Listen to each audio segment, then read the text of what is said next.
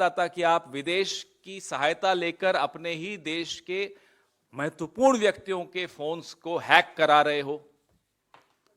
ये एक खतरनाक दौर से हम गुजर रहे हैं जिसमें देश वाकई खतरे में आ गया है, देश का लोकतंत्र खतरे में आ गया है।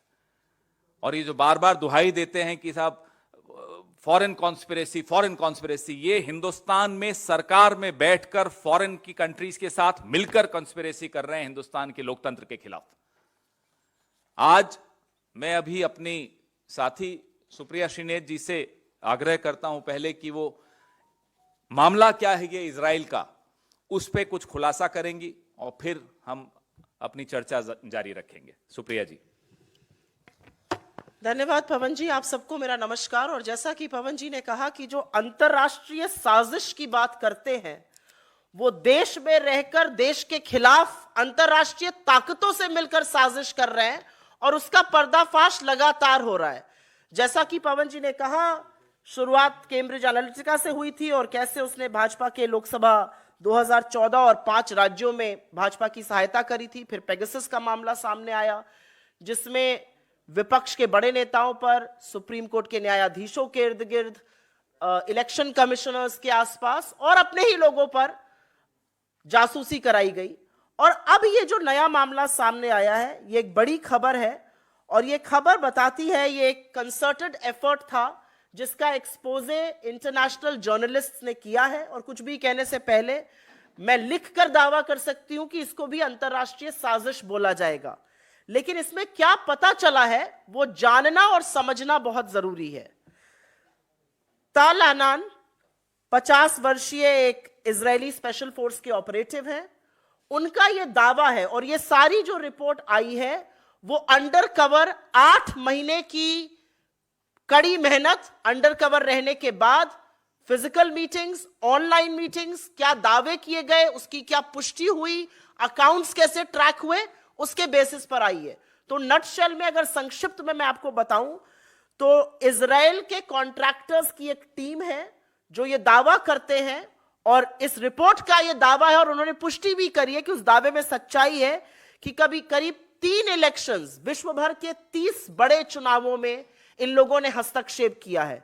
वो हस्तक्षेप हैकिंग के माध्यम से है और उससे ज्यादा वो हस्तक्षेप झूठ के माध्यम से है। झूठी खबरें फैलाना, प्रतिद्वंदियों का कैरेक्टर असैसिनेट करना, एक डिसइंफॉर्मेशन कैंपेन करना, फेक न्यूज फैलाना, अलग अलग तरह के बॉट्स बनाना, ये सारे काम ये इजरायली फर्म कर रहा है। इसके फुटप्रिंट इंडिया में भी मिले हैं, इंडिया में भी इसका इस्तेमाल किया गया और आपको सबको पता है कि बिना सरकार की सहमति हुए इसका इस्तेमाल नहीं हो सकता है। अब मैं आपको बताती हूं कि ये क्या क्या करते हैं। आप सबको पता है कि फेसबुक का जो संदिग्ध भूमिका लोकतंत्र को ध्वस्त करने में पहले से रही है, उस पर सवालिया निशान लगातार उठते रहे हैं। लेकिन ये जो फर्म है, जिस फर्म की हम बात कर रहे हैं, इसको टीम ओरे, शायद इसे प्रोनाउंस किया जाता है JORGE, I think in the dialect there it's called ओरे। टीम ओरे का यह दावा है कि सिर्फ फेसबुक ही नहीं, वो Gmail, Telegram, LinkedIn, Instagram, YouTube, Twitter, सब पर उनके अवतार हैं। वो हर जगह फेक न्यूज फैला सकते हैं, वो हर जगह डिसइंफॉर्मेशन कैंपेन फैला सकते हैं, उनके बॉट्स होते हैं, उनका एक ऑलमोस्ट प्राइवेट मिलिशिया है सोशल मीडिया पर और वो हर तरह की डिसइंफॉर्मेशन कैंपेन प्रतिद्वंदियों के खिलाफ, जहां की सरकारें उनको एंगेज करती है और हिंदुस्तान में भी ऐसा करके फैलाया गया है। ये फेक पेटिशंस फैलाते हैं। लेकिन दिक्कत की बात यह है, और हम दिक्कत के सवाल से शुरू करते हैं। दिक्कत की बात यह है कि जो इनका मोडस ऑपरेंडी है, जैसे ये ऑपरेट करते हैं, वो टोटल इमेज, टोटल मिरर होता है भारतीय जनता पार्टी के आईटी सेल में। और मैं छोटा सा उदाहरण आपको दे देती हूं। एक फेक न्यूज, एक डिसइंफॉर्मेशन कैंपेन किसी छोटे से अकाउंट से, जिसके 10 या 20 फॉलोअर होते हैं, ऐसे अकाउंट से लगा दी जाती है। उसके बाद जो पूरा राइट विंग इकोसिस्टम है वो उसको फैलाना शुरू करता है। भारतीय जनता पार्टी के चुने हुए सांसद, विधायक, मंत्री, बड़े बड़े ऑफिशियल्स उसको शेयर करते हैं, उस फेक न्यूज को, उस डिसइंफॉर्मेशन को। और उसके बाद जो अधिकांश मीडिया है, स्पेशली जो नोएडा के कमांडो वॉरियर एंकर हैं, वो उसको गॉस्पल ट्रूथ, सत्य वचन मानकर अपने टीवी चैनलों पर लगा देते हैं। उस पर पूरी शाम, पूरी रात, पूरे दिन बहस होती है, एक नैरेटिव बिल्ड किया जाता है, लोगों के दिमाग में एक ये संशय डाला जाता है, और उसके बाद जब इसका पर्दाफाश होता है तो ये सब लोग चुप बैठ जाते हैं, क्योंकि the damage has been done. और मैं आपको एक उदाहरण से ये बता देती हूं। ये फोटो है मिस अमूल्या लियोना की। इन्होंने ओवैसी जी की किसी रैली में, उन्होंने ओवैसी जी की किसी रैली में पाकिस्तान जिंदाबाद के नारे लगाए थे। हमारी केरला स्टूडेंट यूनियन एसोसिएशन की जो मीवा जॉली जी हैं, वो राहुल गांधी जी से केरला में मिली, उनके साथ चली। एक छोटे से ट्विटर अकाउंट ने यह फेक कैंपेन शुरू किया कि पाकिस्तान जिंदाबाद के नारे लगाने वाली लड़की राहुल जी के साथ आई है। इसको तुरंत राइट विंग ने पिकअप किया, भाजपा के हैंडल्स ने पिकअप किया, उनके फेक न्यूज सरगना की टीम ने पिकअप किया, तमामों मंत्री, तमामों एमपीज ने इसको पिकअप करके ये फेक न्यूज कैंपेन चलाई। फैक्ट चेक जब हुआ तो सच सामने आया। लेकिन उस दौरान ये व्हाट्सएप पे, ये टेलीग्राम पर, ये मेल पर, ये हर सोशल मीडिया प्लेटफॉर्म पर झूठ फैलाया जा चुका था। ये तो झूठ हो गया कि आप किसी का कैरेक्टर असैसिनेट कर रहे हैं, आप राहुल जी पर बेकार का आक्षेप लगा रहे थे। अब ये और भी सिनिस्टर प्लॉट है, ये और भी डेंजरस है। ये कैसे होता है, और इसी में इजराइल के इस फर्म का रोल भी सामने आता है कि कैसे ये डिसइंफॉर्मेशन एक बड़े सुनियोजित तरीके से फैलाई जाती है। आप सबको याद होगा उदयपुर का कन्हैया हत्याकांड, उसने सबकी रूह हिला दी थी। जो हुआ वो सर्वथा गलत था। राजस्थान की सरकार ने एक डिसाइसिव एक्शन लिया और तुरंत बहुत बड़ा एक और भी बड़ी घटना होने से बचाया। लेकिन आपको अगर याद हो तो राहुल गांधी जी का वायनाड में दिया वो स्टेटमेंट, किन्हीं लेफ्ट एक्टिविस्ट ने उनका दफ्तर आके तोड़ फोड़ किया था। उन्होंने कहा बच्चे हैं, बच्चों को माफ कर देना चाहिए। वहां से वो स्टेटमेंट काटा गया, उसको उदयपुर से एसोसिएट किया गया और उस मामले को तूल पकड़ाया गया। और इस मामले को फैलाने वाले भारतीय जनता पार्टी के चुने हुए सांसद और उनके मंत्रीगण थे। जब पर्दाफाश हुआ तो ट्वीट्स डिलीट हुए। लेकिन असलियत यह है कि इस तरह का नैरेटिव एक आतंकी घटना को लेकर समुदायों में विषाक्त फैलाने पर हो रहा था। और इसीलिए कुछ सवाल हैं जो हम लोग जरूर पूछना चाहते हैं, क्योंकि यह पैटर्न एक है। 2016 में एक खबर आई थी, आपको याद हो, सैन बर्नार्डिनो शूटिंग के बाद कि कैसे एप्पल ब्रेक नहीं कर रहा था सॉफ्टवेयर। तो इंडियन गवर्नमेंट ने भी उस समय इजराइल की एक कंपनी थी सेलेब्राइट, उससे एक सॉफ्टवेयर खरीदा था। तो बहुत सारे सवाल हैं, लेकिन संक्षिप्त में हम सिर्फ कुछ ही सवाल आपके सामने पूछना चाहते हैं। सबसे पहला सवाल यह है कि इतनी बड़ी खबर आई है कि एक इजरायली फर्म 30 जगह चुनावों के साथ हेरा फेरी करता है, हैकिंग करता है, डिसइंफॉर्मेशन कैंपेन करता है, जिसमें भारत भी शामिल है। मोदी सरकार की ओर से चुप्पी क्यों है? आप फेक न्यूज के बारे में क्या करना चाहते हैं? आपको फैक्ट चेकर्स से इतनी दिक्कत क्यों है? फैक्ट चेकर्स को आप जेल में डालते हैं और आपका पीआईबी फैक्ट चेकिंग जो है वो अगर सवाल पूछे तो उसको झूठा साबित कर देता है। दूसरा, पेगासस पर अभी तक सरकार की ओर से कुछ नहीं बोला गया। यह अलग बात है कि सुप्रीम कोर्ट के सामने जो कमिटी थी उसने कहा कि सरकार ने इसमें सपोर्ट नहीं किया था। लेकिन इन सब का जो लब्बो लबाब है वो ये है कि फेक न्यूज जिस तरह की देश में फैलाई जा रही है, जिस तरह से एक पर्टिकुलर वर्ग के खिलाफ, हमारे नेताओं के खिलाफ, हमारी पार्टी के खिलाफ फैलाई जा रही है, उसमें कितना हाथ बीजेपी की आईटी सेल का है और कितना योगदान आपके ऐसे तथाकथित पार्टनर्स का है जिनको आप लेकर इस देश में आए हैं, चाहे वो इजराइल से हो या कहीं और से हो। अभी क्योंकि रिपोर्ट्स इजराइल से आ रही हैं, इस फर्म की टीम औरे की, तो हम जरूर ये सवाल पूछेंगे कि इसके बारे में आप क्या करने की कोशिश कर रहे हैं, कि क्या कोई कमिटी, क्या कोई सुप्रीम कोर्ट मॉनिटर्ड प्रोब, क्या आपका आईटी डिपार्टमेंट इस पर कुछ भी विचार कर रहा है? क्योंकि अगर नहीं कर रहा है तो असलियत यह है कि लोकतंत्र को खतरे में डालने वाले, इस देश के साथ लोकतंत्र में खिलवाड़ करने वाले, लोगों के इलेक्टोरल चॉइसेस पर प्रहार करने वाले नरेंद्र मोदी जी की सरकार है। और ये सरकार इतने सुनियोजित तरीके से ये कर रही है और इसमें मदद ऐसी कंपनीज की ले रही है जो फॉरेन कंपनीज है, जिनको हमारे चुनाव में, हमारी डेमोक्रेसी में, हमारे लोकतंत्र में इंटरफेयर करने का कोई भी मतलब नहीं है। इसमें हमारा देश के महत्वपूर्ण लोगों का डेटा आप कॉम्प्रोमाइज कर रहे हैं, उस डेटा को एक विदेशी कंपनी के हाथ में सुपुर्द करके।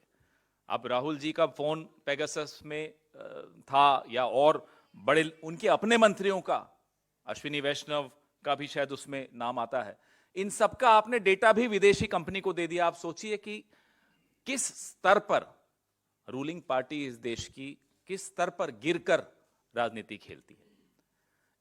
एम्स तो बना नहीं पाए, लेकिन ये जो सॉफ्टवेयर है ना, इसका नाम एम्स है, एडवांस्ड इंपैक्ट मीडिया सॉल्यूशंस, ये इनका कंट्रीब्यूशन है। हम तो एम्स बना बना के खुश होते थे कि हमने एम्स बना दिए पूरे देश में। ये मोदी जी की सरकार इजराइल के साथ मिलकर एडवांस्ड इंपैक्ट मीडिया सॉल्यूशन एम्स लाई है। इसका अर्थ यह है कि हम सब के फोन्स हैक करना या हम सबको इतनी गलत सूचना भर देना समाज में कि समाज को मालूम ही नहीं पड़े कि सच क्या है, गलत क्या है। अफवाहों का एक तरह से तकनीकीकरण कर देना। जो संघ जाना जाता है अफवाहों का, उनका ताकत ही अफवाहों से आती है। अब उस संघ की सरकार के हाथ में तकनीक आ गई है कि अफवाहों का कैसे तकनीकीकरण हो जाए और कैसे अफवाहें एक क्लिक में पूरे देश में फैल जाएं और लोग उसको सच मानने लगे। और उसका क्या प्रभाव हो सकता है, चुनाव में तो उसका प्रभाव होता ही है, लेकिन सामाजिक शांति और सौहार्द को बिगाड़ने में उसका किस तरह का दुरुपयोग होता है, वो आपके सामने है। आपके सवाल।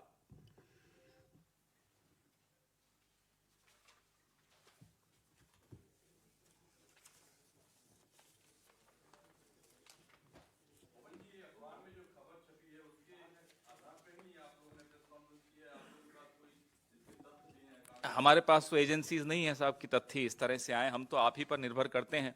और ये काफी पत्रकार कई महीनों से, जैसा कि सुप्रिया जी बता रही थी, कई महीनों से ये पत्रकार खोजी पत्रकारिता करते हुए इस निष्कर्ष पे पहुंचे, जहां ये उस कंपनी के, जिस कंपनी की हम बात कर रहे हैं, इजराइल की कंपनी की, उस कंपनी के अधिकारियों से उन्होंने बात की अंडर कवर बनकर, और उस बात के आधार पे ये सारे तथ्य निकले हैं कि कहां कहां किन किन देशों में उन्होंने चुनावों पर प्रभाव डाला है।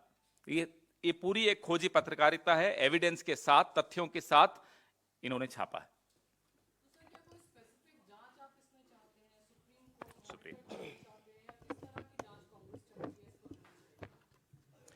मैं आपके सामने कुछ तथ्य बता देना चाहती हूं, क्योंकि इसको सिर्फ सरसरे तौर पर यह कह देना कि हम किसी रिपोर्ट के आधार पर यह बात कर रहे हैं, यह सर्वथा गलत है। हमने एक पैटर्न देखा है, उस पैटर्न को आपके सामने दो एग्जाम्पल्स जो रीसेंट है उससे बताया, ऐसे तमामों एग्जाम्पल्स हैं। इस देश के प्रधानमंत्री, और ये हमारा डेटा नहीं है, ये ट्विटर का डेटा है, इस देश के प्रधानमंत्री के 60% फॉलोअर्स जो हैं वो फर्जी हैं, इसके बारे में कोई चर्चा नहीं है। आईटी डिपार्टमेंट 60% इंस्टाग्राम पे इंडियन इन्फ्लुएंसर्स के लगभग 16 मिलियन खाते नकली हैं। रिपोर्ट में बताएगा कि करीब 18,000 ट्विटर अकाउंट बीजेपी के फेक न्यूज फैलाते हैं। 18,000 ट्विटर अकाउंट हैं जो उसको एम्पलीफाई कर रहे हैं। ये किसके ट्विटर अकाउंट है, ये किसने खोले, ये कौन संचालित कर रहा है? ये बीजेपी के फेक न्यूज सरगना टीम फैला रही है या ये इजराइल की कंपनी इनकी मदद कर रही है, ये तो बताना ही पड़ेगा। और सबसे बड़ी बात इसमें यह है, जो आपने पूछा हम क्या चाहते हैं, हम ये चाहते हैं कि सरकार अपनी चुप्पी तोड़े। आप पेगासस पर भी चुप रहेंगे, आप इस पर भी चुप रहेंगे, तो आपकी भूमिका क्या है लोकतंत्र को बचाने की? मुझे लगता है चुनी हुई सरकार लोकतंत्र की प्रहरी होनी चाहिए।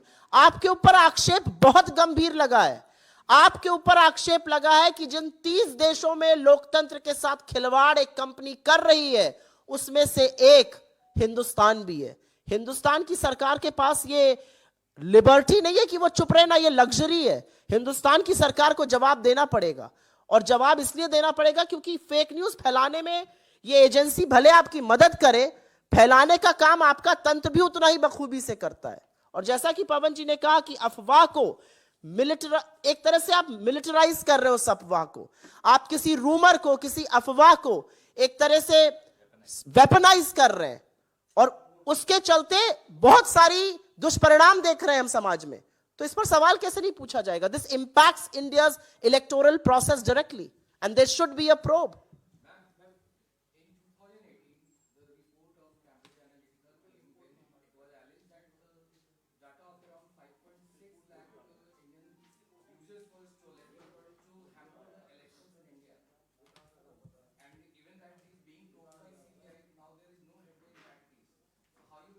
This is not the first time. This is not the first time that allegations of data theft have been made against the Modi government. In fact, one of the most serious charges this government faces is data theft and data manipulation to actually tamper with the electoral process. You saw what was happening in Karnataka in the name of NGOs collecting data. They were actually tampering electoral rolls. They were actually tampering electoral data. This government is known to play with big data to their advantage. और आपकी बात बिल्कुल सही है, CBI के case का क्या हुआ मुझे नहीं पता, लेकिन आज ये जो रिपोर्ट सामने आ रही है कि ये डेटा से भी बढ़कर है। एक तो आपने डेटा प्रोफाइलिंग कर ली, अब आप उस डेटा प्रोफाइलिंग करने के बाद गलत फेक न्यूज इस आशय से फैला रहे हैं कि इलेक्टोरल प्रोसेस प्रभावित हो। इससे बड़ा लोकतंत्र की हत्या और क्या हो सकती है, मेरी समझ के परे है। I was just told actually, it's very funny, and I will tell you why.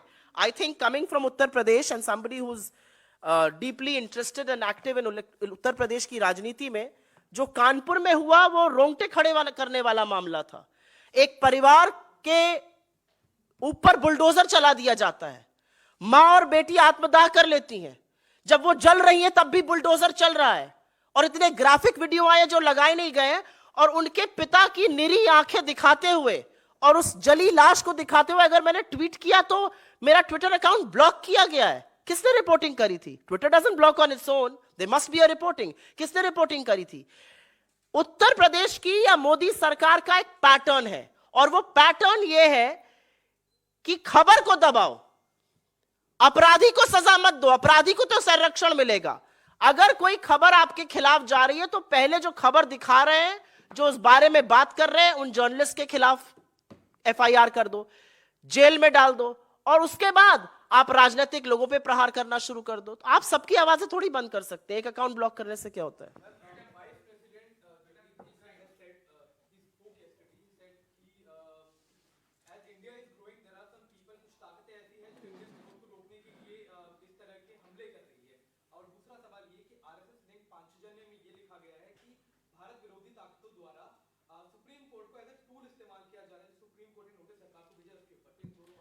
देखिए, संवैधानिक पदों पर बैठे हुए लोगों पर आज अमूमतः हम टिप्पणी नहीं करते हैं, लेकिन जिन सज्जन का आपने नाम लिया, उपराष्ट्रपति जी का, जो राज्यसभा के सभापति भी हैं, जब कांग्रेस के अध्यक्ष वक्तव्य दे रहे थे तो वो 26 बार उन्होंने टोका था और 10 बार उठकर खड़े हो गए थे। लेकिन जब मोदी जी सीना ठोक ठोक कर अमर्यादित, असंसदीय बर्ताव कर रहे थे तो धनखड़ जी के मुंह में एक शब्द भी नहीं आया था। मुझे लगता है मेरा ये वक्तव्य ही उनकी इस बात का जवाब है। आपका सेकंड क्वेश्चन क्या था? सवाल ये कि पांचजन्य में ये लिखा गया है कि भारत विरोधी ताकतों द्वारा सुप्रीम कोर्ट को एज अ टूल इस्तेमाल किया जा रहा है। जब उन्होंने सुप्रीम कोर्ट ने नोटिस भेजा था गवर्नमेंट को over banning of BBC documentary social media. मुझे तो लगता है तानाशाह डरता है, डरपोक है, बौखलाए हुए हैं, तो वो सब कुछ करेंगे। लेकिन पवन जी से मैं बोलूंगी इसका जवाब दें। किस आधार पे एक गैर पंजीकृत संस्था सुप्रीम कोर्ट की अवमानना कर रही है? ये सवाल अब देश में ये बनता है, हम सबके दिमाग में आ रहा है कि आप खुद पंजीकृत नहीं है, आप आपके टैक्सेस नहीं जमा कराते, आपकी कोई अकाउंट बुक नहीं है, आपका कोई मेंबरशिप रजिस्टर नहीं है, आप हैं कौन? चले आए हैं सुप्रीम कोर्ट की अवमानना करने। आपकी अपनी सरकार, भारतीय जनता पार्टी आप ही का एक अंग है, आपकी अपनी सरकार पेगासस से लेकर इजराइल के अलग अलग कंपनियों को ला लाकर देश में लोकतंत्र के साथ खिलवाड़ कर रही है। बीबीसी की डॉक्यूमेंट्री पे आपको आपत्ति है, तो यह सुप्रीम कोर्ट की अवमानना की हम घोर निंदा करते हैं।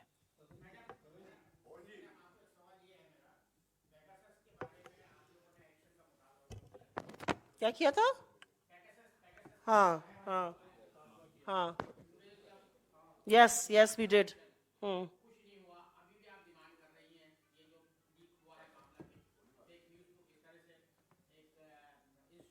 तो आपकी क्या मंशा है कि अगर लोकतंत्र पर इस तरह से प्रहार होगा और लोकतंत्र की दिन दहाड़े हत्या करी जाएगी तो भारत का प्रमुख विपक्ष अपने मुंह में दही जमाकर बैठा रहेगा? ऐसा तो हम नहीं करेंगे।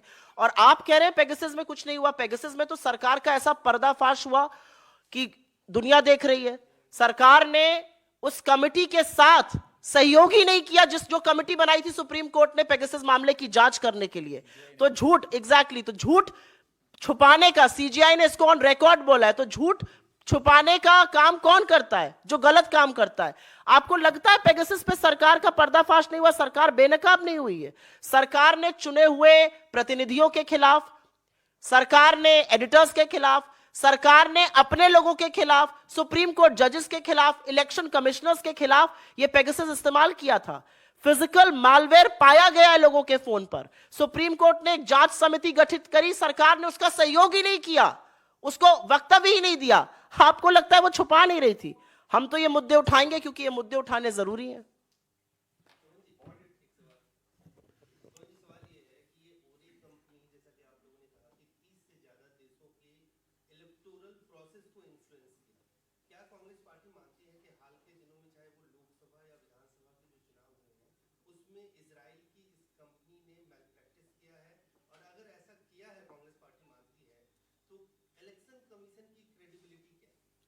बात इलेक्शन कमीशन तो आपने बहुत छोटी बात की है। बात इस देश की सरकार की क्रेडिबिलिटी पर आ गई। अभी आपको सुप्रिया जी ने एक उदाहरण दिया, ये वाला। दूसरा उदाहरण दिया इन्होंने कन्हैया कुमार की जो हत्या हुई थी वहां उदयपुर में, उसका। वो तो अलग बात है कि बाद में मालूम पड़ा कि हत्यारा भारतीय जनता पार्टी से संबंधित निकला और स्थानीय नेता भारतीय जनता पार्टी को उसको छुड़वाने की भी प्रयास कर रहे थे। वो अलग बात है, इसलिए वो अपने एजेंडा में कामयाब नहीं हुए। लेकिन उनका जो एजेंडा था वो सुप्रिया जी ने आपके सामने रखा कि कैसे एक गलत खबर को मार्केट में लाते हैं। तो सोचिए, चुनाव को प्रभावित करने के लिए इतना बड़ा डेटा जिस सरकार के पास है, उस डेटा पर वो क्या क्या डालते होंगे, किस तरह की सूचनाएं डालते होंगे। जैसा कि हम बार बार आपको कहते हैं कि राहुल गांधी जी की छवि को खराब करने के लिए अरबों रुपए खर्च किए। आप समझ में आ रहा है ना कहां खर्च किए। और हमें ये भी आप और हम दोनों जानते हैं कि वो अरबों रुपए आते कहां से है। वो दोस्त को बचाते हुए घूम रहे हैं ना। हम सवाल दोस्त से पूछते हैं, जवाब मोदी जी देने आते हैं। देखिए कितनी घबराहट है, क्योंकि वो अरबों रुपए जहां से कमाते हैं वो भी आपके सामने आ गया, जहां खर्च करते हैं वो भी आपके सामने आ गया। तो क्रेडिबिलिटी तो सरकार की अब दांव पे लगी हुई है। एक चुनाव आयोग तो बहुत अलग बात हो जाती है, छोटी बात हो जाती है।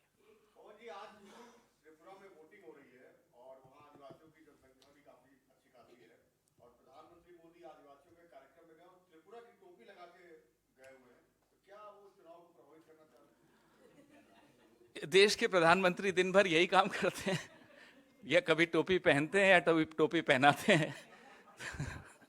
चुनाव आयोग को इस बात का संज्ञान लेना चाहिए। आपने अक्सर पिछले 8 साल में देखा कि चुनाव का पहला चरण की वोटिंग चल रही है, दूसरे चरण का प्रचार करने वो चले जाएंगे और उस प्रचार का लाइव टेलीकास्ट पूरे देश में हो रहा होता है। क्या वो प्रभावित नहीं कर रहे पहले चरण के चुनाव को? तो इस तरह के कई सवाल चुनाव आयोग को उनके उत्तर देने चाहिए और हम उम्मीद करते हैं चुनाव आयोग स्वतः संज्ञान लेगा। हम कल भी गए थे त्रिपुरा के ही मुद्दे को लेकर चुनाव आयोग के समक्ष, और हमें उन्होंने आश्वासन दिया है कि वो संज्ञान ले रहे हैं कुछ मुद्दे जो हमने उठाए थे। गृह मंत्री जाकर चुनाव अधिकारियों से बैठक कर रहे हैं रात को 1 बजे त्रिपुरा में। बताइए कब हुआ ये? इस देश के इतिहास में कभी नहीं हुआ। चुनाव आयोग ने भी संज्ञान लिया है। तो ऐसे कई उदाहरण हैं। उम्मीद करते हैं जो आपने बात कही इसका भी चुनाव आयोग संज्ञान लेगा।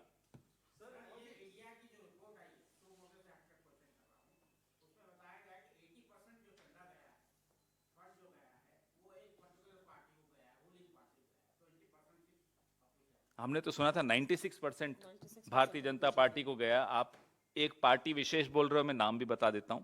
वो पार्टी विशेष जो है वो भारतीय जनता पार्टी है और 96% इलेक्टोरल बॉन्ड्स का चंदा उनको गया है। बाकी 4% में बाकी सब समेट दिए गए। तो हम मांग भी कर रहे हैं, अभी हम मांग भी कर रहे हैं, सार्वजनिक करें ना वो डेटा। अदानी जी की कितनी कंपनियों ने कितना पैसा इन्हें दिया, और हम यह भी मांग करेंगे कि वो पैसा आपने कहां कहां खर्च किया। पेगासस पर किया, ये हॉर्गे या जो एम्स जो भी इन लोगों ने बनाया उस पर किया, सब कुछ सार्वजनिक करिए, डरते क्यों हैं? शास्त्री जी हैं, रोज हिंदू राष्ट्र की मांग कर रहे हैं और उस पर वो ऐसे साफ करें कि देश को संविधान से चलाना है और क्यों इनके ऊपर कोई कार्रवाई नहीं होती है, लगातार बोले जा रहे हैं। ओवैसी जी के दोस्त हैं ना मोदी जी, पूछ ले उनसे फोन उठाकर, रोज तो फोन पे बात करते हैं, अब आपके माध्यम से क्यों पूछ रहे हैं? उनको कहिए मोदी जी से फोन पे जो बात करते हैं तो एक बार ये सवाल भी पूछ लें कि क्यों नहीं कार्रवाई कर रहे। कानपुर की घटना पर कहा उन्होंने कि बुलडोजर तंत्र हावी हो गया है लोग। आप कानपुर की घटना जो है वो दिल दहलाने वाली घटना है और कानपुर की घटना ने एक चीज तो पूरी तरह से प्रूफ कर दी है, मेरा अकाउंट ब्लॉक करे या कुछ करे मुझे फर्क नहीं पड़ता है, लेकिन जो मैंने वहां कहा था वो मैं दोबारा से कहूंगी। अगर योगी जी को लगता है कि बुलडोजर बाबा की छवि बनाकर वो मोदी जी को रिप्लेस कर देंगे तो वो ये भूल जाते हैं कि ये देश लोकतांत्रिक है और अंततोगत्वा ये संविधान से चलेगा। क्योंकि जो जली हुई लाशें एक मां बेटी की और जो दीक्षित जी की तस्वीर सामने आई है वो चीख चीख कर सवाल पूछ रही है कि ये बुलडोजर कहां से न्याय का स्रोत बन गया उत्तर प्रदेश में। आज क्योंकि ये गरीब ब्राह्मण परिवार के खिलाफ है तो इस पर बहुत चर्चा हो रही है, अगर किसी और समुदाय के खिलाफ होता तो इसको न्याय का बुलडोजर कहा जाता। हमारे पत्रकार बंधु उस पर चढ़ जाते हैं, विदेश से जो प्राइम मिनिस्टर आते हैं वो जेसीबी के बुलडोजर पे चढ़ जाते हैं। तो दिक्कत की बात यह है कि बुलडोजर के माध्यम से आप इस देश को उस प्रांत को चलाने की जो कोशिश कर रहे हैं वो सर्वथा गलत है। और कानपुर में जो हुआ it is most heinous of the crime. आपको पता था कि उस झोपड़ी में उस घर में वो मां और बेटी है और इतना दिल दहलाने वाला वीडियो है कि उसके बाद भी वो बुलडोजर चल रहा था और वो तब तक चलता रहा जब तक वहां पर वो जल नहीं गई।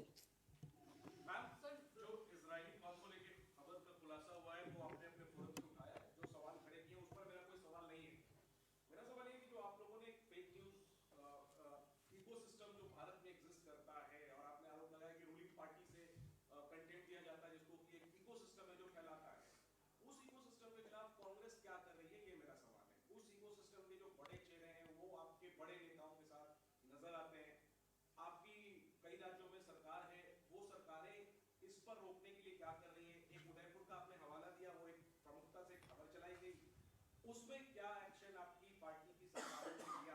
क्या कांग्रेस का रवैया जो है वो इन मामलों को लेकर नरम नहीं लगता? मुझे तो बिल्कुल नहीं लगता। सोशल मीडिया की मैं अपना दायरा सीमित करके मैं सोशल मीडिया की बात करूंगी और सोशल मीडिया पर जब भी ऐसी कोई फेक न्यूज आती है उसके कई तरीके होते हैं उससे डील करने के लिए। हमारे कई फॉलोअर्स को भी ये गुमान हो जाता है कि हर व्यक्ति के खिलाफ एफआईआर कर दो। कई बार आप उस सोशल मीडिया प्लेटफॉर्म को फ्लैग ऑफ करते हैं, वो उसको आउट ऑफ कॉन्टेक्स्ट या फेक न्यूज करके फ्लैग ऑफ करता है। अकाउंट सस्पेंशन की आप तकरीर करते हैं, आप कहीं कहीं आप एफआईआर करते हैं, कहीं पर आप केस रजिस्टर करते हैं।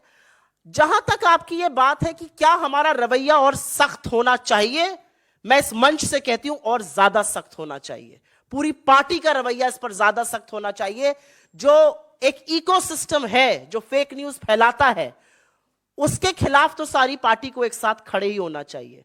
मैं या पवन जी या हम अकेले या कुछ लोग और मिलकर उस इकोसिस्टम से लड़ाई करें यह गलत है। मुझे लगता है पूरी पार्टी को ऐसे इकोसिस्टम के खिलाफ खड़ा होना चाहिए जो व्हाट्सएप और फेसबुक के माध्यम से जो खबर आ जाती है उसको सत्य वचन मानकर चला देते हैं, लोगों के अंदर संशय डालते हैं और बात में वो झूठ सिद्ध होती है। मैं एक उदाहरण आपको दूंगा, नाम बाद में पूछेंगे, अकेले में तो बता भी दूंगा।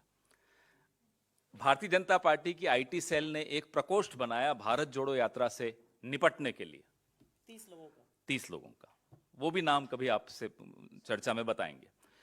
राहुल जी की एक पर्टिकुलर वीडियो उसको ट्विस्ट करके बनाया जा रहा था और आईटी सेल के लोगों ने कहा नहीं ये थोड़ा ज्यादा हो जाएगा, इसको थोड़ा कम कर देते हैं। भाई हैरानी की बात है कि उनको भी ज्यादा लगा और आधे घंटे में वो वीडियो आपके एक साथी ने ट्वीट कर दिया।